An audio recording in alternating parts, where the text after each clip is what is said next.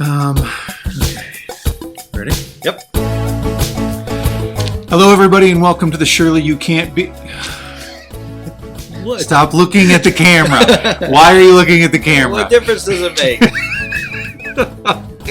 Okay, let's go.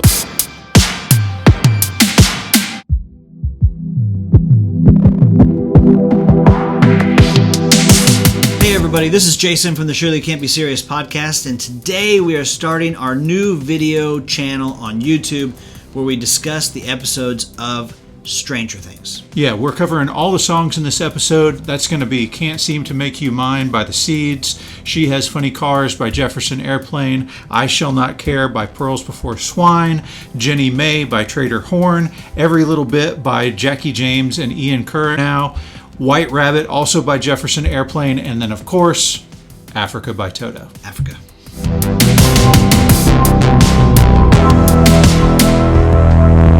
All right, Dee, I know we're talking about the songs here, but I feel like we need to do something to intro these songs, something to get us kicked off. You thinking maybe recap rap? Could Dr. Fresh show up today? I think we can get Dr. Fresh out of his hole. Yes. All right, let's bring it. Recap rap. Chapter 1, The Vanishing of Will Byers. Our story begins in 83. The boys up late playing D&D. Will, Lucas, and Dustin are all at Mike's, but they gotta head home on their old school bikes. Okay, here's the hook of the feature. Will is snatched by some mystery creature. Next day, Mama Joyce calls the local copper, a big old boy named Chief Jim Hopper. The search is on, but it's the worst she fears. Brother Jonathan is shedding tears. Will is gone, and the guilt he bears. Hold up, one kid missing, and another appears. The new one's a girl named yet unknown, tattoo, shaved head, and a psych ward gown. A psych ward gown. Then he catches our girl stealing some fries. We can't get her to talk no matter what he tries. Except one clue that she is given. Her name ain't a name, her name's 11. Meanwhile, Nancy, Mike's older sister, is smooching upstairs with her brand new Mr. Steve Harrington. Steve Harrington. An agent appears and Benny gets killed, but they can't stop 11. This girl is skilled. The boys go searching out in the rain, and suddenly they find their friend. No, wait, it's a girl, not their buddy Will. What's her name? Don't know. Let's call her L. Let's call her L. Okay, everybody, we are back for the Surely You Can't Be Serious podcast. We are recording not only audio, but we're recording video today because we're going to start the YouTube channel officially. And if you are joining us for the first time on video, go check out our podcast. You can find us by searching up Surely You Can't Be Serious podcast on whatever your favorite podcasting platform is. Let's talk Stranger Things. Are you ready to do this, or what? Let us jump in and talk about Stranger Things music. For everybody who is used to us talking about movies, we're not going to be talking about the episodes other than to tell you where you can find this piece of music in the particular episode. We'll have discussions about the awesomeness of Stranger Things later on, but today we're talking music. Guys, if this is your first time to join us, we are super excited to jump into all of the songs behind the Stranger Things episodes. We will be talking about suicides, we will be talking about serial killers, we will be talking about LSD, we'll be talking about all kinds of crazy things, and it's literally nothing to do with the show itself. These are the stories of the bands and the musicians behind the music. So this series of episodes is going to be killer. That doesn't even include a crazy hang gliding accident and an attempt to poison the President of the United States. It's going to be amazing. The stories behind these songs are crazy. Crazy. And if you are listening to us for the first time on YouTube and you want to subscribe to the podcast, we will put a link for you down below. Okay, so we are jumping in November 6th, 1983. This is season 1, episode 1 of Stranger Things. And interestingly enough, when we started looking at this, I didn't get a whole lot of 80s music. I was surprised. I was like, okay, wait a minute, what? So I'm going to take you back because we've got songs from the 60s, but I'm going to take you further back. I'm going to take you back to the 50s. Okay. I'm not going to take you back to the 1950s. I'm going to take you back to the 1850s. What? I'm going to blow your mind here, my friend. Okay, now listen, for those of you who are on YouTube and don't know D very well yet, D likes to chase and follow down rabbit holes. He is the White Rabbit. Yes. Do you remember The Matrix? That's the very first scene with Neo. Follow the White Rabbit. You got the girl with the tattoo. Important. It is. But before I get to that, let me tell you about 1853. This guy, who's a photographer, his name is Charles Lutridge Dodson. He's out taking some pictures of a church. And this is the 1850s. So these little girls see him and they're fascinated by a camera. I mean, nobody's seen cameras back then. This is an incredible thing. So they go over and they start talking to him and he befriends them. This 20-something-year-old man and these 11, 10, 12-year-old girls. Okay. And he becomes friends with their family, and he starts taking photographs of the girls. He just happens to have clothes and costumes for kids at his studio. Yes, I know it sounds a little weird. Okay. And he stays friends with the family. Fast forward a few years to 1862. He and the girls are on a boat ride together. They're going from Oxford to Godspell. Okay. And the girls are bored. And so he makes up a story. And he uses one of the little girls as the character in the story. Her name is Alice Liddell. And she's so impressed with the story, little 10-year-old Alice, that she encourages him to write it down. And so what Charles Lutridge Dodson does is he takes his first two names and he rearranges the letters to create a new name. And that new name is Lewis Carroll. And the little girl, Alice, becomes Alice in Wonderland. You're blowing my mind already. We're 10 minutes in, you're blowing my mind. And we haven't even gotten to the 20th century yet. I know, right? Okay, well, let's jump forward to the 20th century, 1953, May. Author named Aldous Huxley. Have you heard of him before? No. Never heard of Aldous Huxley. So he's got a book called Aldous is a he, yes. Okay. He's got a book called Brave New World. It's kind of a dystopian future book. Okay. But he's got another book that you probably have heard of. It's called The Doors of Perception. You think you've heard of that before? Sounds familiar. Okay, we may touch on that here in just a little bit. Okay. So in 53, he comes across this guy, the scientist named Humphrey Osmond, who has been doing tests with hallucinogenic chemicals found in peyote. And so Aldous Huxley corresponds with him. They get together. He takes some of the mescaline from the peyote and has a hallucinogenic experience, which he then writes about in this book called The Doors of Perception. Humphrey Osmond, by the way, is the guy who first used the word psychedelic to describe the feeling that you get when you take these drugs. Okay. And Aldous Huxley was the first one to use the word in print. And The Doors of Perception later inspired a band to take their name, and that band was The Doors.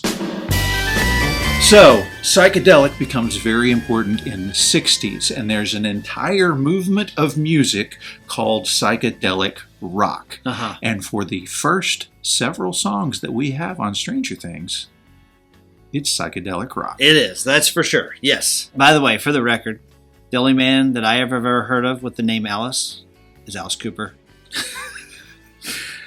School's out for summer, my friend. I said Aldous. Oh. Aldous Huxley. Okay. All right.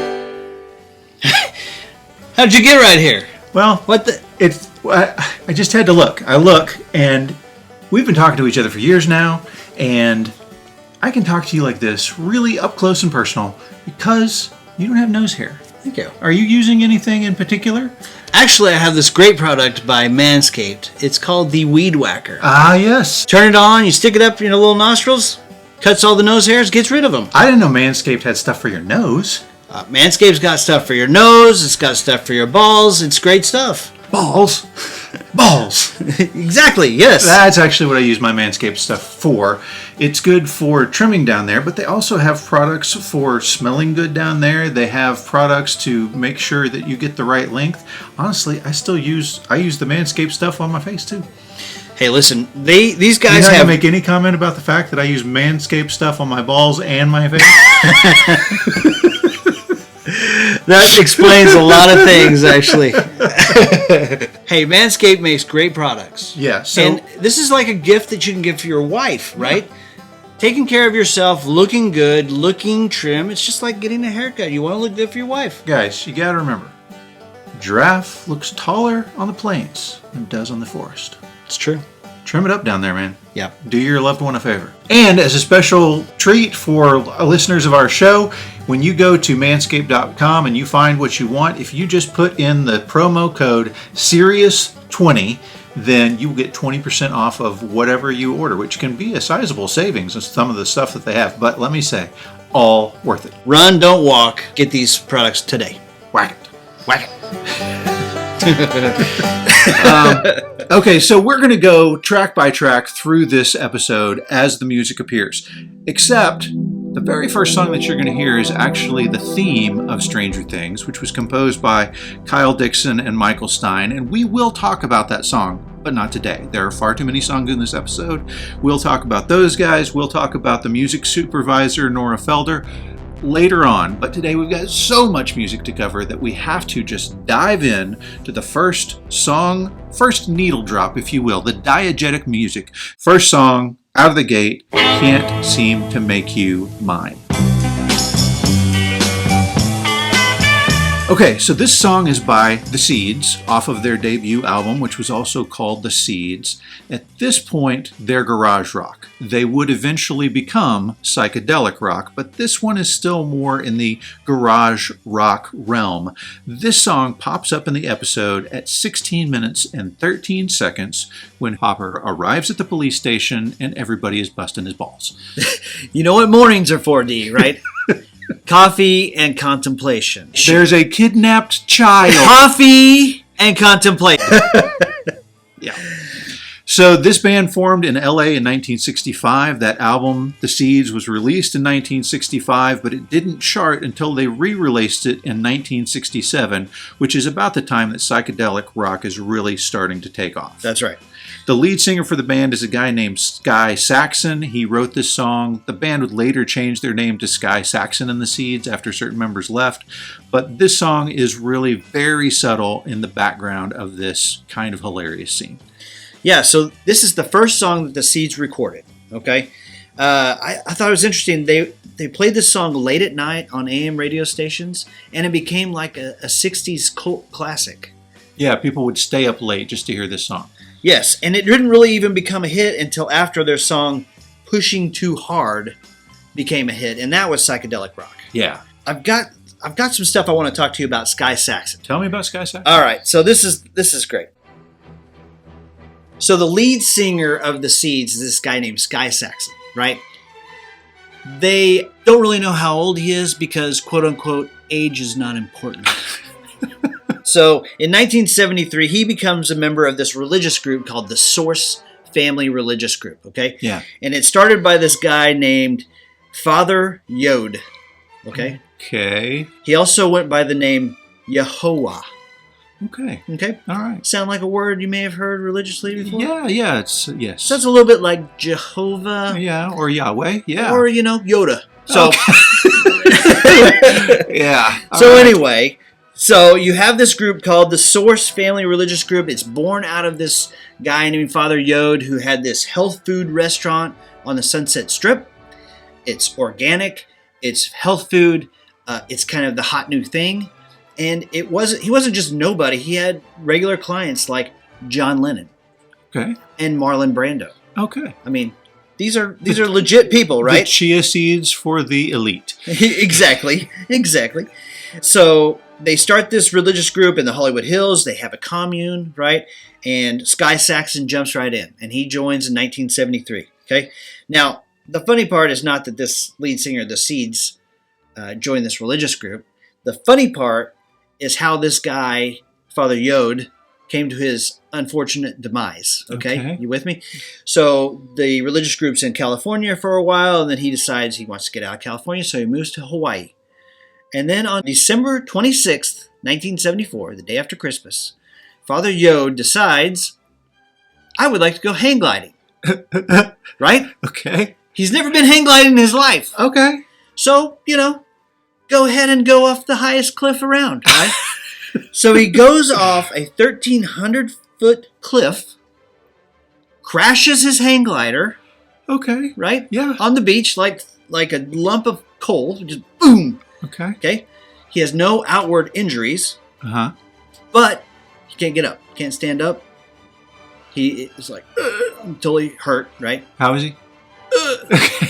Okay. So they haul him off to the hospital. 9 hours later, he is dead. Ah. So Father Yoda passes away day after Christmas, 1974, from a tragic, overzealous hang glider accident. More like Father Chode.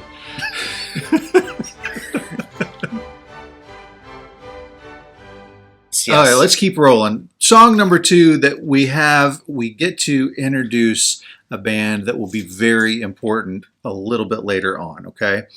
And this band is Jefferson Airplane. Don't you want somebody to love? Jefferson Airplane.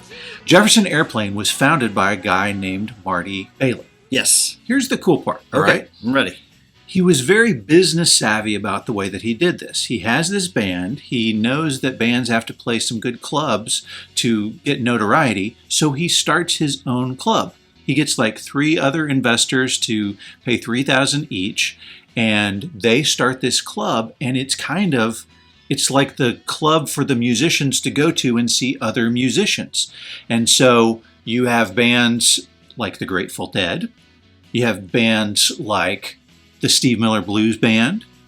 You have bands like The Doors Yeah. Okay. that come in there and play. And one of the bands that came in there and played was the band called The Great Society. Okay. And they had this really groovy chick singing for them. She had started this band with her husband. And so a little bit later on, Jefferson Airplane loses their lead singer, their female lead singer. She decides that she's going to go start her Baby, family. yeah. Focus on the family. She is not going to be a lead singer for this band anymore. So they are looking for another female lead. And they really said there's only 2 options.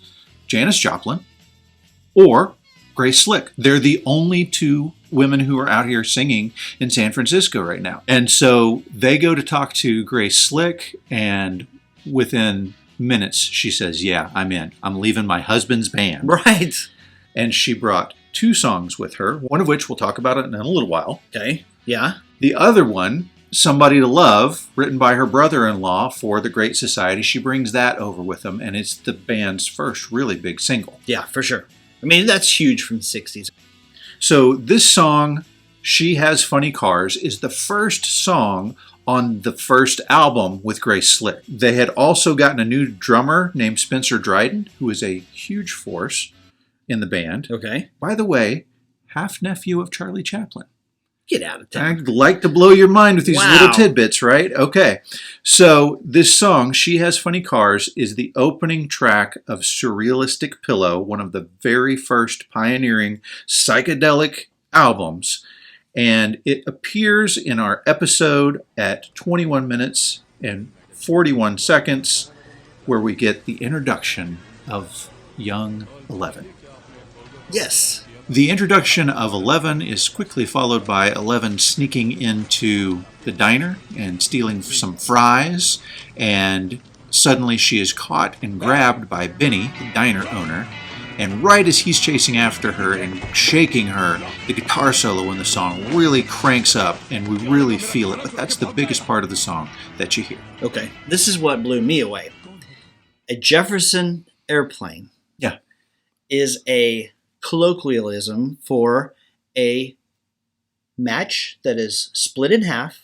Do you know this? No. Oh my gosh. Okay. No, tell me. You're giving Okay. me new information. I'm excited. All right. I'm on the edge of my seat. This is what a Jefferson Airplane is. Okay, You ready? Yeah. So it's a wooden match that's split in half Yeah. in order to work as a roach clip so you can hold your joint. Oh. That's a Jefferson Airplane. Okay. I did not know that. I got something for you on Marty Balin, okay? Yeah. Tell Marty me. Balin is the guy who wrote this song, She Has Funny Cars. Yes. He's also the, co-lead singer of Jefferson Airplane. Right. He had a song in 1981. Okay. Do you know that song? No. The song's called Hearts. Yeah, I know that song. Yes! One-hit wonder from 1981. Marty Balin going solo after breaking out of Jefferson Airplane with the song Hearts. reached number 8 in 1981. By the way, another claim to fame by Marty Balin? Yes. He managed to get punched out during the Altamont concert, the giant free 300,000 people concert in California. Ah, the one where the guy got stabbed. Yes, a young man who got angry and tried to storm the stage, and the Hells Angels with their motorcycle chains and weighted pool cues did not take very kindly. The Hells Angels were working security at this concert. They hired the Hells Angels Yes. to be security. Yeah, and who would have thought violence broke out? That's crazy. Yes. Who'd have thought? They were paid $500 worth of beer. Well, you get what you pay for. You get what you pay for. Yeah. And All right. Marty Balin managed to get punched out by one of the Hells Angels. Before we leave this song, I want to throw this at you. Yeah. When was the last time we talked about Jefferson? I think it was Starship at the time. Jefferson Starship. We've talked about him a couple of times. Have we? Okay. I talked about Sarah in our very first episode. Sarah. Michael Jackson, Bad versus Thriller. By the way, guys, if you want to go check that out on the podcast, great couple of episodes. Yeah. But that was were they in that atrocity from 1978? You got it. Yes. When we and the guys from the 30-something podcast got together and we talked about the Star Wars Holiday Special. There are a few things in life that I like better than getting together with the guys from the 30-something movie podcast. Be sure and go check those guys out. They are a barrel of fun every single time. But that is one of my favorite episodes to go listen to. And yes, Cloud City. We built this Cloud City on rock and roll. Yes, because Wookiees and Han Solo and Princess Leia means Jefferson Starship. Sure does. Okay. All right. So we will talk more about Okay. Jefferson Airplane a little bit later on when we get to their more well-known song. We built this city. Not that one. Okay. And we and we will give a little more detail that will be fun. But for now, let us move on to the next song in the episode. It's called I Shall Not Care by Pearls Before Swine. This one appears at 26 minutes and 48 seconds into the episode, where Benny is grilling a burger and grilling young Eleven, trying to get her to answer some questions, but she has remained totally silent up until this point, giving them both the grill action. This Pearls Before Swine is a quote from the Bible. It is. It's Gospel of Matthew, I believe. Yeah. So this song, I Shall Not Care, comes off of the album One Nation Underground. Okay. This is probably not a band that you've heard of. It's not a band I've heard of. Right. So, still psychedelic, but this is more like psychedelic folk, and we're still definitely in the 60s, right? And on this album, other than I Shall Not Care, we have a couple of other songs. One of those songs is called Oh Dear Miss Morse. It is a banjo and an organ and Morse code. And the Morse code spells out F-U-C. This is radio friendly, so I'm not going to say what the last letter is, but I bet you all can guess. So In Morse code. in Morse code, yes. So Like on a banjo Morse code? Like, Yeah. boom, boom, boom. I don't. Yeah. All right. Okay. So the album cover for this one is a scene from Bosch's Hell.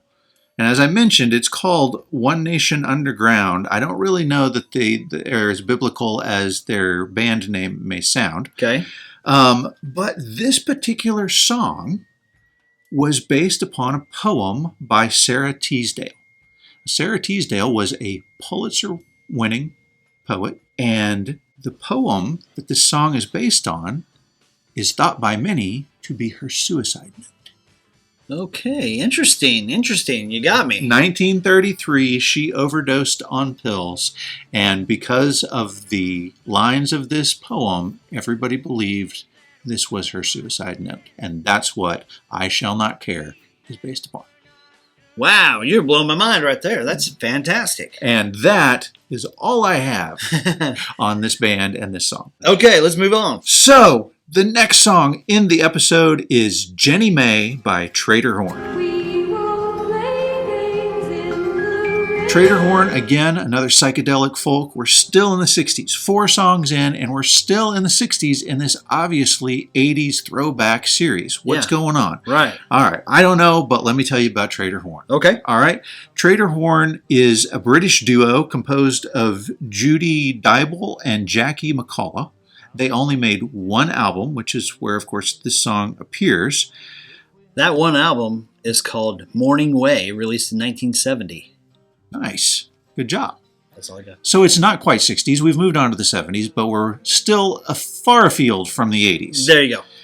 And so Trader Horne, you like this. This is a deep hole. This is a rabbit hole. I followed the white rabbit down this hole. Let's go. Okay. Okay. So the Trader Horne is named after DJ John Peel's nanny, whose name was Florence Horne. Okay. Do you remember who DJ John Peel is? No. We talked about him when we did our Def Leppard episode. What? He was a DJ in the UK that was very popular and at the time was very into punk and new wave, but he thought Def Leppard was great, and so he played their EP over and over again and is probably a key to them becoming famous. Wow. So his nanny, it's the Horne, and there was also an actual explorer named Trader Horne who used to go, he went down to Africa and tried to free slaves and a princess that was being held captive. It's very Secondhand Lions swashbuckling stuff. Sounds like Mario. Yeah. Right. So this song appears, this is such a great part. This song appears when Benny is making a call and 11 fixes a broken fan. She does. She's very handy that way. She is just, this comes in at 28 minutes and 58 seconds. She is chowing down on some French fries, and there is a squeaky fan, and she's unhappy with it. It's annoying. She stares, and suddenly the fan doesn't work anymore. It's our first inkling that she has some sort of supernatural powers. And again, this is episode 1 of Stranger Things, so we're learning all about this universe. There's something special about this girl. Yeah. And at this point, when the fan does stop in the song Jenny May, it cranks up this haunting verse that Judy Dybel is singing. And it's very creepy and beautiful at the same time. Very impactful moment just from this pretty well unknown song from a very unknown band, right? So I looked a little bit. They were making their way. They toured with Humble Pie and Yes and Genesis. They set up a music festival to launch the band. They had made their album, and then just before the music festival was about to happen, Judy Dybel quit the band. Okay. And she went to go make music with her husband, and they did that for a little while, and just 3 years later, she retired from music. Didn't sing another beautiful haunting thing again for over 3 decades. And then she came back out in 2004. What? Yeah. So she had several releases since 2004. She just passed away a couple years ago in 2020. And some of those old Trader Horne songs have grown in popularity over the years. The singles are considered by some to be collector's items at this point. Okay. Blow my mind. Okay. So we're 4 songs in and we still haven't hit the 80s. What's the deal? I don't know, but what we have now is young Nancy in her room getting ready to study. Steve, the tool at this time, Yes. is sneaking up the fire escape, and we hear Nancy listening to the song that sounds very 80s. It's called Every Little Bit by Jackie James and Ian Curnow. I believe the time is right. The only problem is it was made in the 21st century. What? So this scene pops up at 38 minutes and 9 seconds, and we're well over the halfway mark, and just now hearing an 80s sounding song, it sounds like Madonna almost, but it's not. It is this new song by Jackie James and Ian Curnow. You got any info on it? Okay, so here's what I got on this, okay? Yeah. So when you and I were talking about this, we agreed to us it sounded like Madonna. Yeah. When I was doing some research, I found a bunch of people who said, a bunch of UK and European people who said, it sounds like Kylie Minogue. Kylie Minogue is the she had a very Madonna kind of sound. She did. She was engaged to Michael Hutchence. Michael Hutchence of NXS. We talked about that. Be sure and check out our NXS versus George Michael, Faith versus Kick Yes. episode on the podcast. But please, go ahead. Kylie Minogue. So here's the deal with Kylie Minogue. Okay, so Kylie Minogue is a Australian. She was a TV star, beautiful, and she Hot as a firecracker. My goodness. So she followed the sort of Madonna track, Formula. right? Yeah. Of let me be as sexy as possible, Uh-huh. also make good music, and I'll sell a ton of records, and that's what happened, right? Yeah. So you and I both thought it sounded like Madonna. A lot of other people thought it sounded like Kylie Minogue. Well, it turns out that Ian Curnow worked with Kylie Minogue. And so there's a definite connection there. So Jackie James is a Scottish singer-songwriter and keyboard player. Okay, she wrote a song called Heartbeat for a group called Steps. Okay. So apparently this was huge in the UK, was a #1 hit, million seller. Okay. By the way, the B-side of that single was a remake of a song called Tragedy by the Bee Gees. Go back, check out our Bee Gees Saturday Night Fever episode. Yeah. But anyway, Ian Curnow Yeah. is a partner with her in this powerhouse music. So Jackie James writes and sings. Ian Curnow, he writes and sings, but he was a keyboardist in an 80s rock band that you may have heard of called Talk Talk. I don't recognize that. They name. had Yeah. one humongous hit called It's My Life.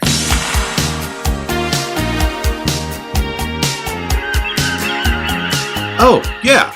Yes. 1984, big hit, It's My Life. Gwen Stefani actually redid it, and it became Yeah. a hit again. Yes. So, Ian Curnow, keyboardist for Talk Talk. Nice. Okay? Good. Okay, back to Jackie James for a second. Okay. Okay, so Jackie James has written songs for Kylie Minogue, Okay. super hot. Jennifer Lopez, Okay. super hot. Yeah. And Celine Dion, not. She has her days. No. Just as long as she's not covering AC/DC. Yes, that was the worst. All right. I loved how Ian Curnow, he's on Twitter, he's active on Twitter. He says, according to him, making music is the greatest job in the entire world, except maybe Formula One racers. There you go. That's all I got. Every little bit, a modern song made to sound like the 80s, and they pull it off. Okay? Yeah, love it. All right. Next song in the episode. Second song by Jefferson Airplane. White Rabbit. One pill makes you larger. And this is probably their most well-known song of all time. I would have told you, had I not gone back and looked at it like I did, that this was like one of those epically long songs. It's less than 3 minutes long. Really? Yeah. Okay. Okay. So we talked about Alice in Wonderland. We talked about Aldous Huxley and the Doors of Perception. We talked about the idea of psychedelic and psychedelic rock and how Aldous Huxley took this mescaline with Humphrey Osmond and had this hallucinogenic experience. So, part of the hallucinogenic movement of this time was this new drug that had been discovered called lysergic acid dithalamide, better known as LSD. Now, how does that relate to this song? First, I mentioned earlier that Grace Slick had written this song while she was still with the Great Society. Well, she had decided to try LSD, and this song was written as she was coming down off of that high. Wow. And you sent me something as far as the first lyrics in this song go that really drive that point home. Yes. Yes. So in the lyrics it says, one pill makes you larger, one makes you small, and the one that mother gives you don't do anything at all. Okay? Yeah. Larger, small, don't. LSD. I love it. I would have never gotten there, and that is fantastic information. Love it. Thank you. So, of course, this song is completely based on Alice in Wonderland by Lewis Carroll that we talked about Completely. earlier. And some people even think, oh, did Lewis Carroll, like, drop acid No, it hadn't been invented for like 50 years later. It was not going to be around. And he was a deacon at an Anglican church there. He wasn't doing drugs, right? Okay, he just wasn't. All right. Okay. He's taking photographs of little girls, but he was not doing drugs. Okay. But once LSD was discovered, they started using it for medicinal purposes. They tested it with military, tested it with the FBI. They used it to try to cure certain things. I mean, it was treated as a drug, but the psychedelic effects soon found their home in the counterculture that was going on in the 60s. And one of the guys that was pushing hard for his students at Harvard to try the drug was a guy named Timothy Leary. Yeah, I've heard of this guy. Yeah, so he became enemy number one as far as Richard Nixon was concerned, which brings us to another interesting story that we'll tell in just a minute. Okay. But because Richard Nixon decided that this lysergic acid dithalamide was bad stuff, he enacted the Controlled Substances Act 30-something years ago, and all experimentation and scientific research on the drug stopped.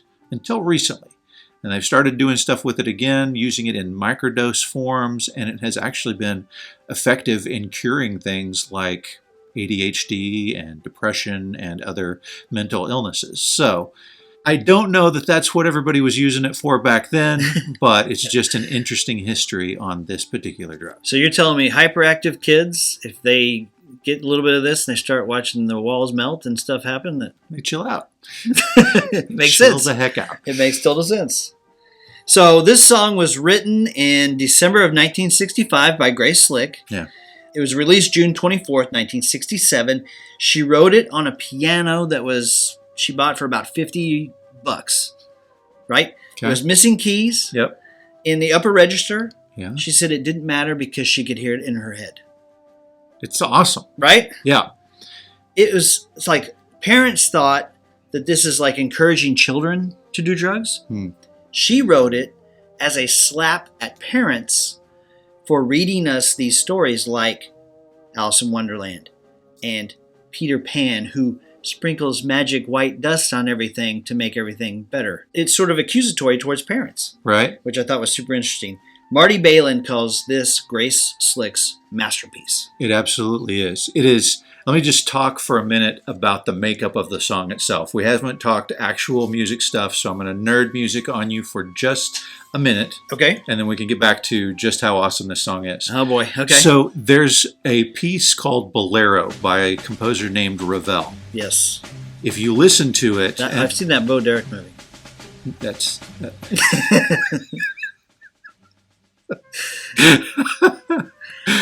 Forget it. Okay. My kids are going to watch this. I was a Cannon movie, by the way. I know, right? So this song, the rhythm and the chord progression and the scale in the song is based upon Ravel's Bolero. And it's got like the militaristic kind of drum beat behind it, and you've got a Phrygian scale, which is more Latin music. That was kind of the thing with psychedelic rock, is they were taking things beyond just the blues influence of standard rock and bringing in stuff by Ravi Shankar, who is bringing in the sitar and Eastern influences. George Harrison was big for bringing that in Right, as for well. sure. Yeah. But they have a definitely different sound to them than just a standard rock song. And so you're listening to this Phrygian scale with this Latin sound, and you would expect this minor chord to come in, but what he does instead is he plays a major chord, which is not what you expect, and so it's unsettling. It's weird. It makes you feel unusual. It's almost as if you're in the upside down, and Woo. the Cheshire Cat is smiling at you, but there's evil behind his smile. All songs that were popular at this time would have a standard build, and then you slow down, build again, have a break, and it gives people this little release. This song, there is no break. Just It is one big. build, build, build. Just like Ravel's Bolero, it just keeps on building, and you almost think it's going to break, but then the song ends. And it is entrancing, amazing, mind-blowing. And when they go and they perform it at Woodstock, where they are now the headlining band, they were not playing at 3 a.m. like Sly and the Family Stone. The Who played at 5 a.m., by the way. Yeah. Jefferson Airplane was headlining Woodstock. And you can go watch the video on this. And I told you, after I listened to it, hair on my neck and arms were standing up. And I was like holding back the tears. It is incredible what she does with her voice in this song. Incredible. Grace Slick. I think I failed to mention that this song comes in this episode at 38 minutes and 50 seconds in a little part I like to call Ice Cream and Guns. Ice Cream and Guns. We lose poor Benny. I like Benny. Yeah, Benny and 11 are having a conversation while she's eating ice cream. She's seeing that people can be friendly, and a social worker shows up, except it's not a social worker. And Benny gets shot in the head. Yeah. And it's this moment that suddenly 11 hears the gunshots, that you get the climax of the song, and it cranks up the volume. And it's, remember what the Dormouse said, feed your head, feed your head. And she's escaped out of the back. This is her transport to Wonderland, essentially. Yeah. And before she gets out the back door, she's confronted by a couple of guys with guns, who within a few seconds we see lying dead on the floor. Uh-huh. More supernatural powers from 11. Yeah. Who I wasn't even sure, the first time I watched it, I didn't know if it was a boy or a girl, because she's got her head shaved and she's in a hospital gown. And when Benny first catches her, he calls her boy. Yep. Yeah, what do you think you're doing, boy? That's right. So I got some stuff for you on Grace Slick. Okay. I got some Grace Slick stories, which I thought were hilarious. Hit me. All right. So in 1971, after she had been married to Jerry Slick, who was a member of the Great Society Band, she's in Jefferson Airplane, and she hooks up with Paul Kantner.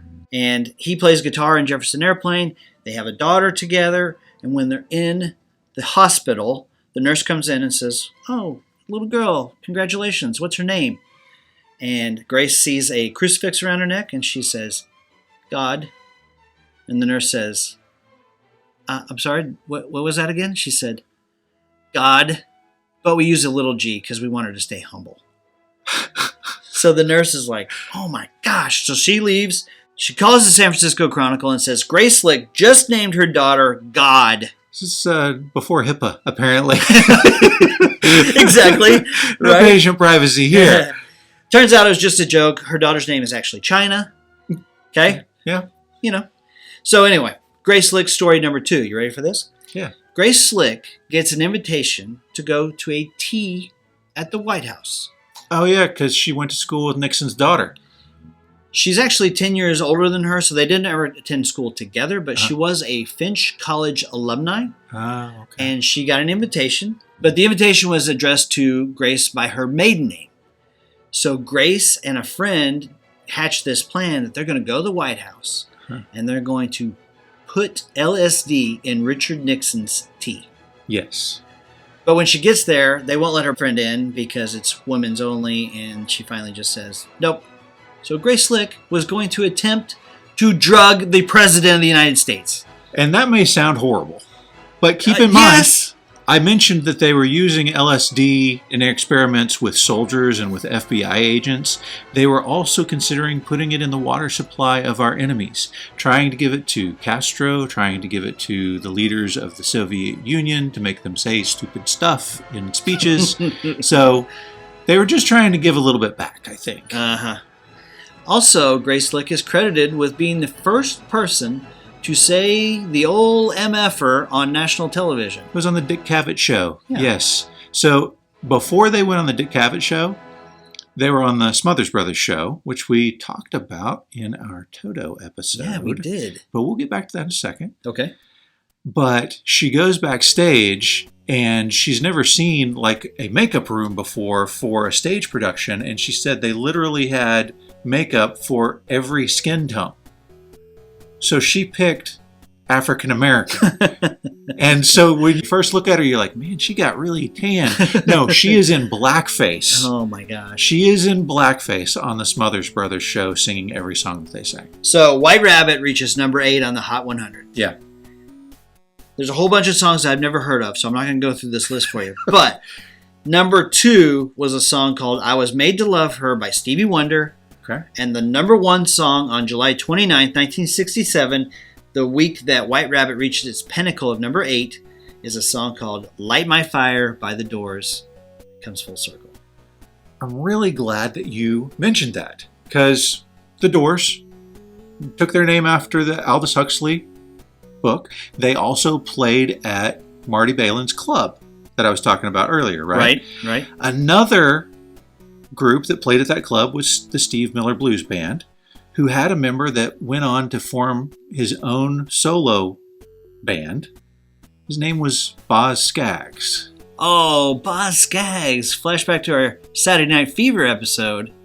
And the guys who played as his backing band when he toured would go on to form the band Toto, who give us our next song, the first actual 80s song in the episode, last song on the list. It comes in at 41 minutes and 10 seconds when Nancy and Steve are studying. Yeah. There's a little bit of a makeout scene there, and we talked about in our Toto 4 episode how we weren't sure how Africa had suddenly become popular again, and a lot of our fans said it had to be this episode. I don't know that I can argue against them, because it's right around that time that this song really took off again. Over 1 billion downloads of this song. Now, we have covered the song in detail, and Toto in detail, on our Toto 4 podcast episode. And so what we're going to do, because we don't want to try to capture lightning in a bottle, we want to just throw it back and let you guys listen to that here. So for this song, they had Sony come in and help program the keyboards that Steve Porcaro is playing, right? Okay. So the marimbas that you hear are that Sony programmed keyboard marimba sound. Before they even get there, they say, we got to have this perfect beat. So they record an entire tape of just Jeff Porcaro and Lenny Castro playing the drums over and over, same drum beat over and over and over and over and over and over. Right. And once they've done it for a full tape, whatever that might be, they take one measure. They listen to it all and they find the one measure that's perfect, and they put that on loop. That's the one right there. This one right here. This one right here. And now keep in mind, this is before computer recording. So when we say on loop, that means that they took the tape, they took that one measure, cut the tape out, then put it on the tape recorder, ran it around a mic stand, around a chair, around another mic stand, and onto the next part of the recorder, so that the tape would just rotate in a circle. And that is the way that you have this perfectly synchronized, incredible drum sound for the entire song. Once they got that loop that they liked, David Page laid down the pianos, one take. But they build off of it. You know, this is a pyramid song. It is. Starting with the drums, and then we're introducing the keyboards, and then we're introducing the vocal. And let's talk about how the song was conceived, right? Okay, sure. So David Page wrote this song about Africa. Yes. He'd never been to Africa. Never been there. Went years. Like, I don't think it was like 21st century before he ultimately got to go to Africa. Right. And they're like, hey, this is such a wonderful song. When did you come to Africa? And he's like, actually, this is my first time. How's everybody doing? Good to see you. Yeah, I mean, he went to a Catholic school and he had learned about missionaries. Yeah. And had a subscription in National Geographic. You guys can remember in the 80s when the UNICEF commercials would come on and they would tell you, these children in Africa need your help, right? Well, he talked about how when he was a kid, those missionaries would come and talk to at his school, and they would talk about how they blessed everything, which I don't really understand. It may be a difference between a Catholic and Protestant thing, but they would bless food, they would bless experiences, and when it rained, they would bless the rain. And that's how you get that line, I bless the rain down in Africa. But man, it's a fantastic line. Doesn't matter, it sounds so wonderful. Okay, so in addition to this concept of blessing things, one of the other things that the missionaries talked about was the difficulties. And obviously, difficulties of seeing people in these deprived conditions was a huge thing. But the other thing that was difficult for them was being alone and celibate out there. And so this song is about a guy who's waiting for a girl to arrive to meet her, right? Yeah. Her plane is coming in, right? And he's 12:30 flight. 12:30 flight. Ready to meet her. And so that's the underlying story of the song. Now then, keep in mind, particularly after hearing the song Waiting for Your Love, Steve Lukather said this is the worst song on the album. Yeah. If this is a hit, I'll run naked down Hollywood Boulevard. So what they would say to each other whenever they didn't want a song on the album is they would say, maybe you should save this for your solo album. That is exactly what they said to David Paich about this song. Maybe you should save this for your solo album, David. Yeah. I cannot believe it. It's shocking. Talk about not knowing your own stuff. Now, Steve Porcaro didn't like this song either. Right. He said David Paich was really into it. Yep. And their agreement was, when you have a song, we're going 100% for you, because when I bring a song, I want everybody in on mine. And so they said, that doesn't mean we didn't kill ourselves on this song, but nobody believed in it. Right. At some point, we mentioned that they delayed touring and they went and worked on Thriller for this before they started touring on this one. Right. At some point, when they come back, this is kind of like the Run DMC story that we talked about with Walk This Way. They come back and David Paich gets a call and they're like, man, they are playing the heck out of your song at all of these dance clubs. And he's thinking Rosanna. He's thinking Make Believe, one of those. Right. And he's like, what song? And they're like, Africa. And he said, really? Yeah. He couldn't believe it. And then Africa gets released as a single, and it is their only #1 hit. So it's the third single. It's released October of 1982. It's their first and only song to hit #1 on the Hot 100. Let's talk about the video for a second. Okay. So the video is sort of Raiders of the Lost Ark-ish. He's looking through some books. Sure. In the library. He's wearing that pith hat. I'm telling you, Raiders of the Lost Ark was impactful at this time because Hungry Like the Wolf, that video is definitely impacted by Raiders of the Lost Ark. Sure, yeah. So, and then they're all kind of miniaturized. They're on a stack of books. Yeah, they said that the stage was really weird. It was, they painted it all to look like they're standing on top of these books, and it looks like he's looking for a map or something in the library. He's got a torn paper, and he's looking through the book, and it's like the biggest dog ear. Right. Not very mysterious. And then you've got this African American lady as the librarian, and then suddenly there's a spear being thrown. I would say that this video would not pass muster in today's world. All right, I don't think it would. So you've got David Paich singing, and then also he's singing the first part, and then of course Bobby Kimball comes in with the second part. And can we talk just a second about his freestyling at the end of the song? Yeah. Holy cow, it's amazing. I talked about that build that they have on the chorus, and then when he throws in that freestyle, let's listen to it now.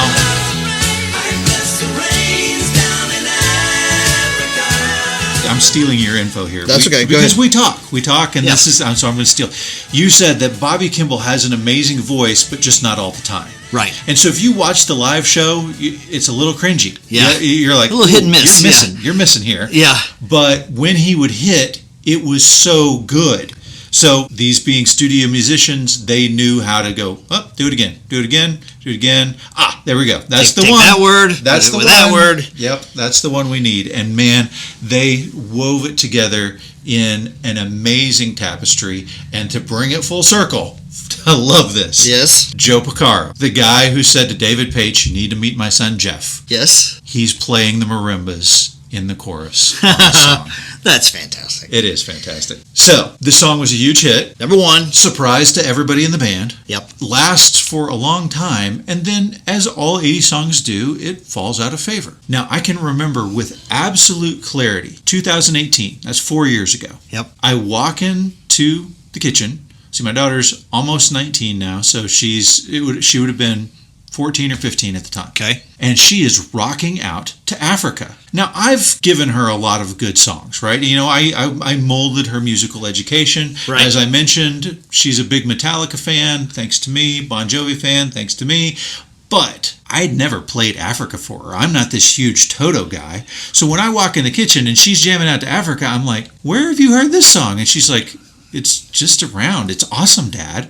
I'm like, yeah, it is awesome, but how do you know it? And then I find out somehow this song is becoming incredibly popular again. It's viral, yeah. And people try to say, well, it was the Weezer thing, but that was after. That was in response to its popularity. Exactly. This song hit that tipping point again in the last 5 years. and suddenly it was everywhere. And so there was a 14-year-old girl who developed the Twitter handle @WeezerAfrica. Yes. I love this story. And her sole mission was to get the band Weezer to cover the song Africa. Right.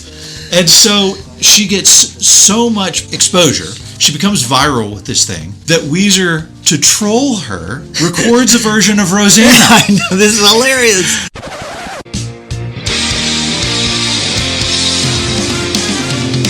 Me too all the way. Me too. And then they're like, oh, we got the wrong song. I'm so close sorry. and yet so man. far. And Rosanna ends up doing very well for them. Uh-huh. And so finally they're like, well, crap, maybe we should record. And sure enough, it becomes their biggest hit in like 10 years or something like that. They hadn't had a hit since the early 2000s, and suddenly their version of Africa is hitting the charts. You know who plays the lead singer in the video? Our best friend, Mr. Weird Al Yankovic. Such a fantastic video. So they take the Weezer concept, that blue back screen. Was it the sweater song? I think it was the sweater song. Okay. And so they recreate that exact play of the video, except that it's Weird Al doing the lead singing in the song. It's great. Hey, there is some sort of sound installation device in the Namib. Namib? I, like David Page, have never been to Africa. So the Namib Desert Yes. that plays Africa on loop infinitum, just again and again and again, and it's solar powered. Out in there in the middle of the desert, there's middle of the playing desert. Africa by Toto. So all of humanity is going to cease to exist, and the recording of Africa will live forever. Yes. That's great. The aliens, when they come, will be like, well, I don't know Bless about the civilization, but they knew what was good music. One of the best songs of the 80s, Spike in the Football. It's one of the best. Absolutely. Okay, we hope you guys loved that take. Be sure and check out the full episode. Before we go, though, I got one more thing to say. Okay. I mentioned a club that Marty Balin founded in order to launch Jefferson Airplane. Yes. I mentioned that other bands like The Doors, The Grateful Dead, the Steve Miller Blues Band, Boz Scaggs all played there. I didn't mention the name of the club. Okay. It was called The Matrix.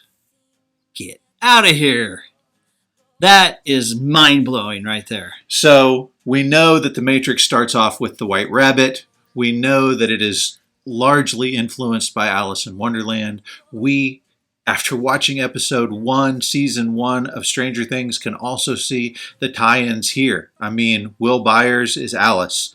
The Upside Down is Wonderland. It's just Alice in Wonderland, the horror movie, if you will. I don't know if the Duffer Brothers were the ones that came up with this, or if Nora Felder, the music supervisor, was the one that said we should have the White Rabbit as kind of our climactical song, but whoever it was, pure genius. And they also used that song on the recent 4th movie in the Matrix series as a key because, as we know, one pill will take you one place, and one pill will take you another place. There you go. That's awesome. Okay, guys, thank you so much for listening to this whole episode. We hope we brought you some new and exciting information.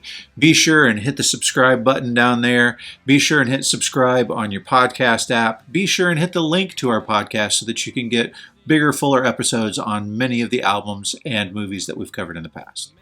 Guys, we will see you back here next week when we cover Stranger Things Season 1, Episode 2, and it is cram-packed with songs. Can't 80s wait. songs. Like there's a major one-hit wonder from the 80s. Maybe one of the biggest of the 80s. Can't wait. See you back here next week. Hey everybody, thanks so much for joining us on this special YouTube version covering Stranger Things and the songs behind the episodes. As a special bonus, if you will subscribe, if you will like, and if you will comment on our YouTube page, you can win this awesome set of Stranger Things socks. They have all kinds of designs meant and built for any Stranger Things fan. Jason? Yes. Are you wearing your Stranger Things socks right now? Close. I'm holding them. Okay. These are really cool. We got some red ones, some yellow ones, some blue ones, and they all have Stranger Thing-like items on the socks. It's quite a sales pitch. Good job. Did I say anything incorrect? They're fancy socks. They're Stranger Things. If you're listening to this, you love Stranger Things, you should subscribe to our podcast page on YouTube so you can get a pair of these socks. Yeah, there you go. Let's do it. All right. I love bloopers.